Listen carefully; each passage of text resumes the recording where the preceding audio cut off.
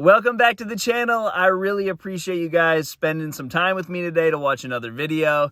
And I really want to thank you guys for liking, commenting, subscribing. That really does mean a ton to me. And let's talk about when a new bait comes out, how important it is to learn that. You know, you always want to be on the cutting edge of fishing. And if a new technique comes out that is just maybe not totally different than some other baits that we already have, but different enough to where they are going to work on days when those other baits don't. So you see my thumbnail, I've got the Swank or the Hybrid Hunter, whatever you want to call it.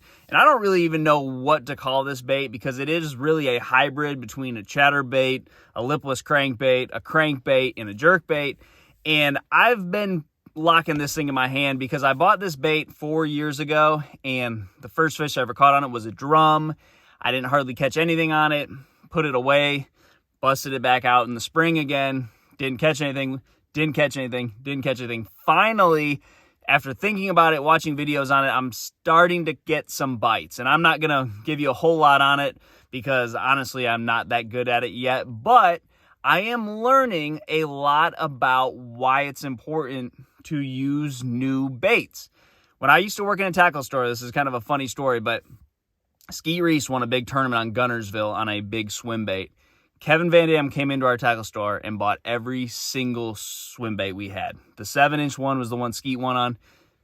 Van Dam came in and wiped us out of them. And it just shows you that even if you are Kevin Van Dam, there is still room to learn something new. Now, I'm not saying you got to get forward-facing sonar and become a forward-facing sonar fisherman because that's cutting edge and that's new. I'm saying that there's always a way to complement something you already do well with a different bait. So like when I first started learning how to flip and pitch, I learned with like a 1/4 ounce weight, you know, just a screw-in 1/4 ounce weight, bullet head to a worm, learned how to just make really short pitches and flips.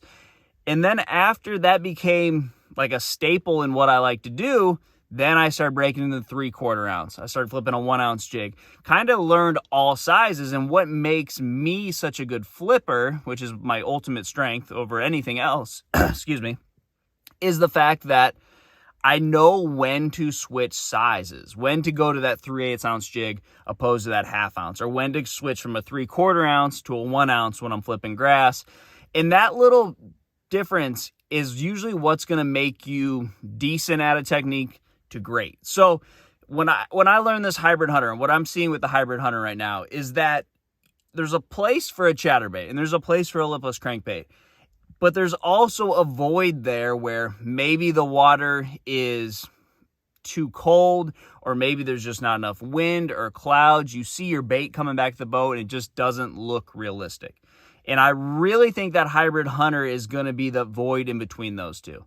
And it's where the other baits lack. Like, let's say you can't cover a whole lot of water with one specific bait. This other bait, it might be basically the same thing. You can just cover a whole lot more water with it. So that's kind of what I'm figuring out with the Hybrid Hunter, is that on baits that I'd have to fish a lot slower, like if I was throwing a medium or a shallow diving crankbait around, I got to kind of wind them and wind them slow, because if I'm not fishing them, you know, with the right speed, the bait's going to turn over. It's not going to look right, and you're just not going to be able to locate fish with it because you're not catching fish, you're not fishing it correctly.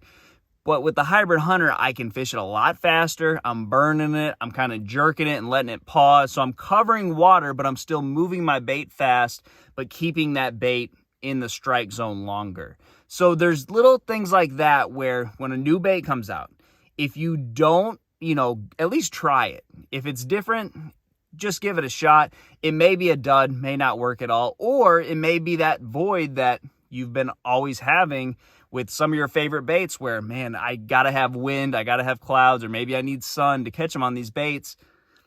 And then the conditions change, you have the wrong conditions, and you can't fill in where you need to.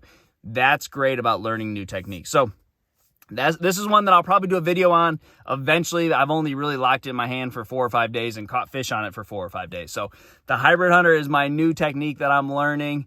I really like the bait. It's taken me 4 years to start catching fish on it, but I'm starting to figure it out. And I think this is going to be something that'll help you guys, at least on days when your favorite baits aren't getting bit. you can switch to that new bait that they've invented and fill in that void. So try that, guys. Try yourselves a new bait that will help you on days when you can't catch fish on your favorite baits. Good luck to you, and I'll see you on the water.